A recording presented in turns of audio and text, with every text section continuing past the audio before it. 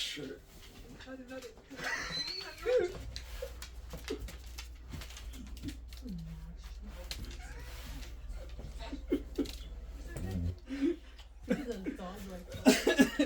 Alright, so I'm going to introduce you to a shirt. Now, not just any shirt that you can use this for Halloween or maybe for pranks.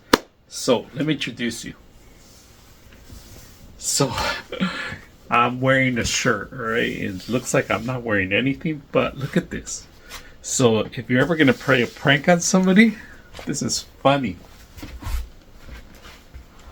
And I'm not really this hairy, to be honest with you, but the impression of this shirt, what it does, and it feels comfortable, you know? It's like a skin through. So if you're going to wear a costume that you might have to show some of your bare skin and it's cold, this is actually pretty good. So for a prank, for yourself, or for anything. So I'm going to show you guys what I did for my family. I pranked them using this shirt. So hope you guys enjoy this video. Hey guys,